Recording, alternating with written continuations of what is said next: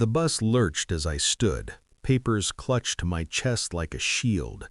Divorce summons, financial disclosures, the neat stack of my undoing.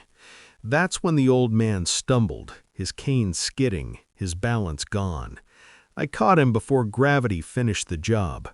"Thank you," he said, voice steady, eyes sharper than they looked. We sat together. He asked where I was headed. I told him the truth. The courthouse. He nodded, like he'd been expecting that answer all morning. "Mind if I come along?" he asked.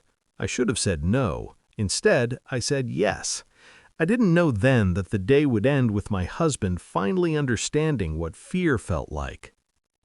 I met Daniel 15 years ago in a courtroom hallway that smelled like old paper and coffee. He was a junior associate then, tie too tight, ambition leaking out of every word. He told me he believed in justice. I believed him. We built a life that looked clean from the outside. Suburban calm, dinner parties, joint accounts.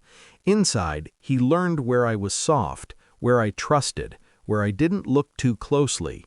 The betrayal didn't arrive with fireworks. It crept. Late nights that didn't add up, calls taken in the garage, passwords changed, a second phone hidden in his gym bag. I watched, I waited, I counted. The proof came quietly. An email he forgot to delete, a shell company, my name forged on documents I'd never seen. He wasn't just cheating, he was stealing, from clients, from the firm, from me. I cried once, alone. Then I stopped. I didn't confront him, I documented him. Every transfer, every lie. I learned the language of his crimes the way he once taught me the language of love. I hired an attorney who didn't flinch. I moved money he couldn't touch. I let him believe I was broken. Revenge isn't loud, it's patient. That's when the old man on the bus started talking. He told me he used to work in the system, long time ago. He said some men forget that paper remembers everything.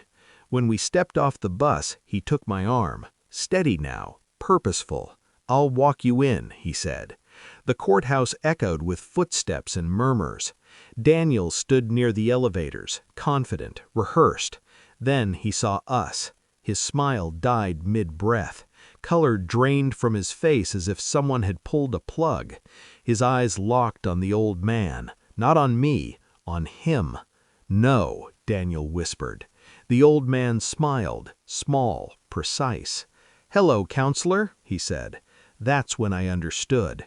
He wasn't just elderly, he was retired, a former federal judge, the one who disbarred Daniel's mentor years ago for the same crimes Daniel thought he'd perfected, the man whose rulings Daniel studied like warnings he planned to outrun, the man Daniel had lied to years ago, under oath.